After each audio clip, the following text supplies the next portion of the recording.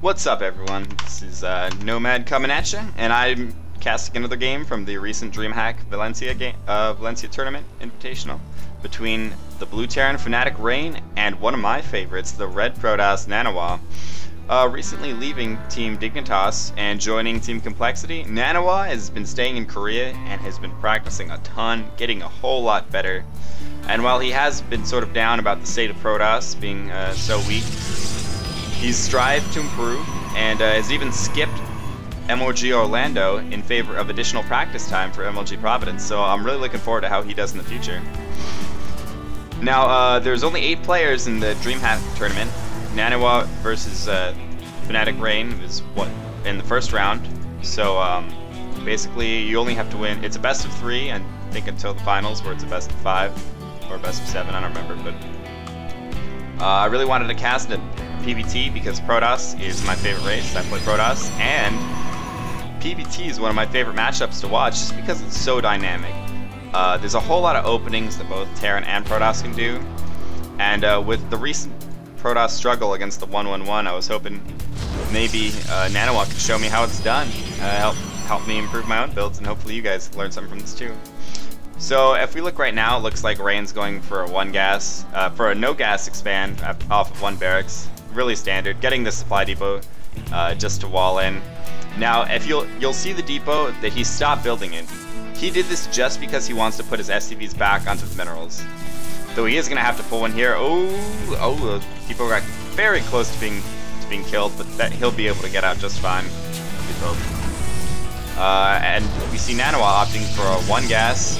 Probably gonna be an expand build, but we'll see. Skipping the first zealot. Like that decision. He sees the wall in, which is usually indicative of either a tech or an expansion build, and that means you can skip the early zealot. But Toss can't really show what he's gonna do until he gets a stalker out chrono boosted, but it does look like he's taking a 2nd gas, so we're probably gonna see some sort of either 3-gate expand or a robo build, or maybe just a 1 gas expand like Huck likes to do. So looking back at Rain's base, he's dropping down his expo, still no gas, probably going to take both these gas at the same time. Either that or throw down a ton of racks for some defense. It depends upon how risky he wants to play. These earlier Marines really let him keep vision away from his ramp, so right now, Nanawa actually has no idea about what's going on. He doesn't know about the expand. I mean, for all he knows, it really could just be 5 more racks dropping Mass Marine. So Nanawa's forced to play a little bit defensive, maybe get a robotics up so he can get an observer in his base. Oh, and we see that there's only 1 guy in gas. Actually, this isn't the most efficient thing you can do. You're actually supposed to put 2 in each if you're going to go for 4 guys in gas only. Because, look, you'll notice that 1 guy sits here while waiting to go in, while he could just be going straight in at this one. That's okay. Just a small mistake. He's just going for a 2 gas, 1 gate expand. Probably going to drop a robo soon afterwards. While we see Rain just going for a ton of racks, just powering his production. Staying still no gas, wants to stay very high mineral count. Without getting gas, you require much less SCVs to saturate your main. So you can cut SCVs for a little bit and stay very safe. But now that he's got his barracks churning Marines, he's gonna be feeling really good about the Protoss poke with the first stalker. He's gonna be able to push that back and keep total domination over his base. Gonna prevent all scouting. So next is halfway done. Nanawa just going for 2 more quick gates so that way he can get his production up to defend against any sort of early timing attack that Marion wants to do. Now, you see what Nanawa's doing with this first stalker? It's really important to poke the first stalker, deal as much damage to these Marines as you can, because you'll note that stalkers have shields and health. You can take if you take all the shield damage you want, because it's just going to regenerate if given time. Though it does look like we're going to see a quick pressure from Fnatic Rain here, coming in with a ton of Marines, just now getting both of his gases back at home, and moving his command center out to the expansion. Oh, he's even brought an SCV with this attack. If he senses weakness, he will not be afraid to drop down a bunker. But with these sentries on the high ground, he can drop some Guardian shields, he even has a Zealot to tank. Oh my god, bunker this fast? That's a bit preemptive. But he's definitely going to take down some Marines. A very nice timing coming out of Rain. There's just not that many units out for Nanawa. Now he's not going to die to this, he's just going to lose a couple probes, because you'll notice that Nanawa reinforces and is going to maybe take out this entire Marine army. A bunch of Marines going down. Force Field's now sort of blocking his own units. Needs to pull the Zealot back. Loses both Zealots, but takes out a ton of Marines. And if he keeps all of his sentries alive, this will just be a very favorable attack for Nanawa.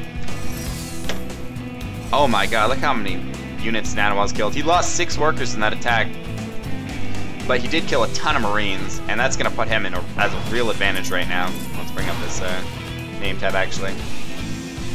Rain's grabbing a bunker for safety, knowing that this Protoss force right now is just going to be way better than what he can deal with. And he's pulling SCVs to repair, but the bunker isn't going to finish. Oh, it might finish. Is he going to target down the bunker? Bunker is going to finish, but Nanawa still has a really nice attack force here. These Protoss units are just so powerful against only Marines. Bunker can't even be filled, but he decides to back off. Oh, it looks like he's going for a Colossus rush up to base. Dropping down. He's still on 3 gates, so he's going for 3-gate Robo, just going to go for really fast Colossus, getting these 2 extra gases so he can support the very gas-heavy Colossi. And has got an observer in his base to see what he's up to. Scouts the factory and starport, knows that medevacs or either medevacs or Vikings are on the way, so it's definitely a good idea to get these Colossi. Because with medevacs, Marine Marauder just decimate gateway armies. The Stalkers have very low DPS, so medevacs will just keep Marauders alive for almost forever, and they can deal out their massive damage. Is he starting Stim? Yeah, Stim just now on the way for Rain over here. Oh, is he gonna get the Observer? He picks off the Observer. What has Nanawa seen though? He's seen everything. He's seen the Terran's tech path. He knows that he's got a starport on the way. And he's just getting his Colossi. Double Forge now. This is a bit interesting. Traditionally, you don't get double Forge off of Colossi builds because the gas input required for Colossi is just so heavy. But maybe he's planning on just taking a third off of this. After all, he's low gateway count. Though he does drop 2 more gates right now. So he's definitely looking to do a really strong 2-base timing. I'm wondering what about these forges though. I think he might just go for really fast 1-1 timing, skip the Twilight Council, and just push in hard with a nice number of Colossi and gateway units, and just sort of barrel down the front. Because he did, remember that earlier on he did take that lead in units killed. He killed a ton of those Marines, and Rain just now is getting his army back up. Oh, nice proxy pylon from Nanawa. Rain is not out on the map that much. If I were him, I would definitely be taking these Xel'Naga watchtowers. With concussive shells, Marauders can just really easily take out a Zealot or the Stalker that's here, because usually the Protoss won't leave more than a single unit at one of these towers. Anyways, his pylon's gone unscouted for now. And Vikings, has he seen the Colossus? He's getting blind Vikings. I really don't like this decision from Rain, although it is going to work out this time. This is a very big gamble. Even knowing Nanawa's playstyle, it's usually a very bad idea to just make Vikings blindly, because what if he'd gone for a 6-gate? Or what if he'd gone for an Immortal-based play? The Vikings would be useless. They're just not strong against Immortals or Stalkers. So he's just going to try to zone out these bunkers with his Colossi, although with the Vikings it's going to be a lot harder to poke at the front. Oh my god, he's going to go in for a big push right now. He's going to pop a Guardian Shield, try to force field the ramp, and no repairing on these bunkers now because of these force fields. Gonna take that first bunker out. Marauders going down, Stim being used, but no medevacs right now, so every Stim is going to be precious health away from the Terran army. Second bunker goes down. Nanawa's just pushing straight in, dealing a ton of damage. Terran is not going to be able to survive through this attack. This is going to be over. Pulling SCVs against Colossi, never a good idea. That's just indicative of how this game is going to end. Massive damage being dealt. Even with the Colossi going down, he doesn't even kill the second Colossus. This is just going to be GG. And there we go. A quick first game from Nanawa taking out Fnatic's Rain. I'll try to recast this whole series, so check back in later. Thanks a lot. This is Nomad, signing out.